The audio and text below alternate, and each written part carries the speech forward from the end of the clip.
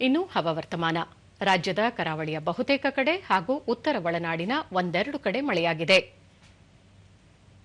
ಶಿವಮೊಗ್ಗ ಜಿಲ್ಲೆಯ ತ್ಯಾಗರ್ತಿಯಲ್ಲಿ ಅತಿ ಹೆಚ್ಚು 5 ಸೆಂಟಿಮೀಟರ್ ಮಳೆಯಾಗಿದೆ.